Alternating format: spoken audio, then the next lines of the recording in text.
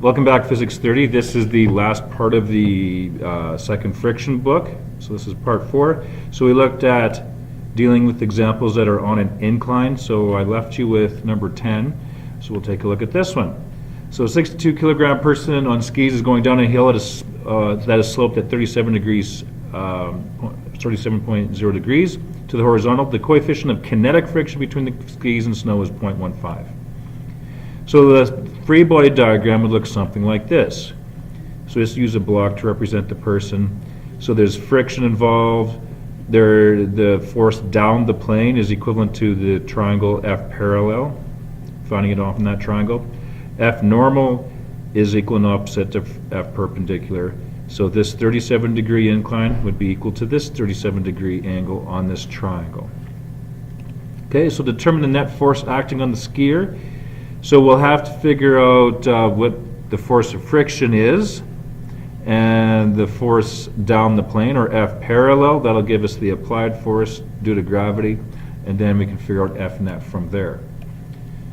So F parallel, we know this is 37 degrees. We're looking for the opposite side.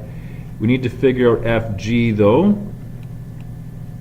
And we could quite easily do that by taking, so opposite over hypotenuse, F parallel times FG. Or if we're looking for F parallel, it's going to be FG times sine of theta. And of course, from earlier, we know that Fg is simply mass times gravity. So that's where I get this formula from. Fg times sine theta, but Fg, of course, can be represented as mass times gravity. So there we have it. Mass of 62 times 9.8 times the sine of 37. We get 365.6628 newtons. Okay. Won't worry about, notice I didn't worry about a negative here. We're just simply using the magnitude of the numbers.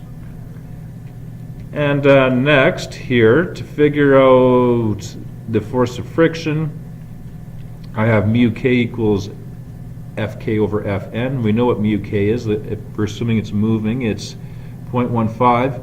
But the normal force I don't know. The normal force is equal and opposite to the perpendicular force here, so we know that's the adjacent side. We know force of gravity, adjacent, so here we go. Cos of theta equals F perpendicular over Fg.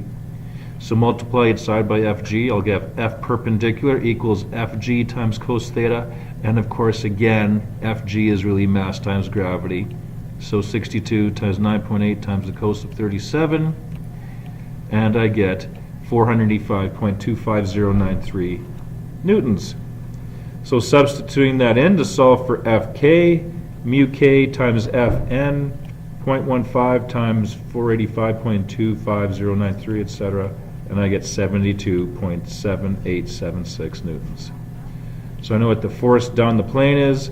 I know what my friction force is. So to figure out the net force, that equation from earlier, F net equals Fa plus Ff. Or in our case, our applied force is really the parallel force down the plane, and our force of friction is Fk, the kinetic friction working against us. And of course, the kinetic friction, that's where we have to use the negative sign because it's working in opposition to F parallel. So we get 292.875 newtons, or 293 newtons down the plane.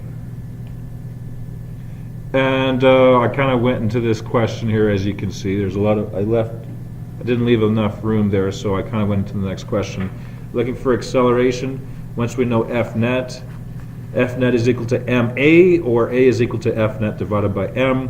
So 292.875 over 62, we get 4.72 meters per second squared down the plane.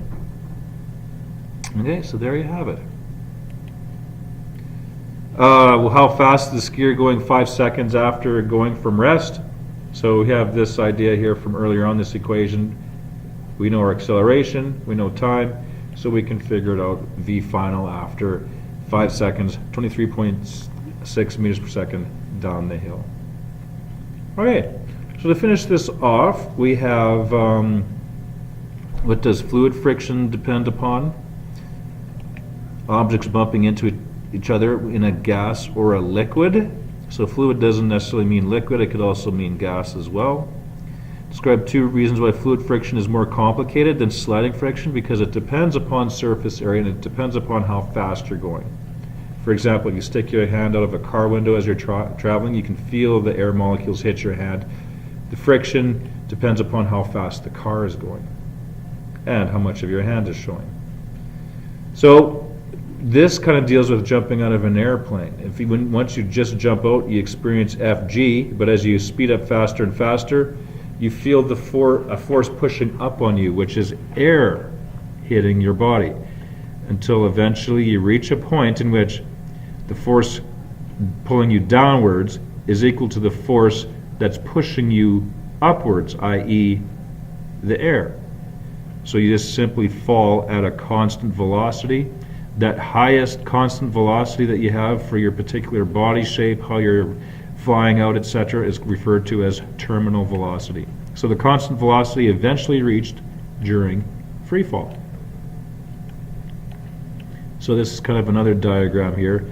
Once you jump out, you have a little force upward. Your Fg is the same throughout, and as you accelerate to a higher and higher speed, the force pushing you upwards becomes the same as Fg, and you continue to fall at that high velocity that you have.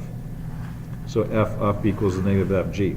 Now, you can do a couple of things so that you don't reach a high speed, and of course that's deploying a parachute.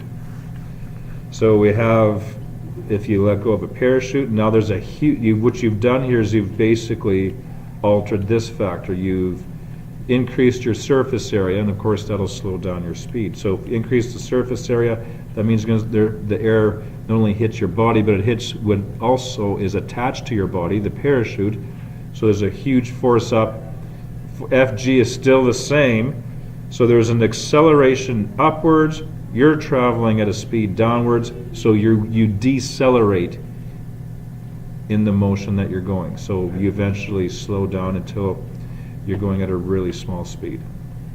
Okay, so that's it. That's the booklet. I'll have just another little short video just summarizing the situations dealing with pulling something on a flat surface versus on an incline. I would get it down on a piece of paper or a piece of scrap paper so that you have it. Okay, we'll see you soon.